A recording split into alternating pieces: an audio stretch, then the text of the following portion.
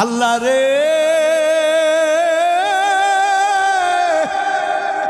এই গুনাহগুলি নিয়া তোমার দরবারে কেমন করে হাজির হব আল্লাহ, বড় ভয় লাগে,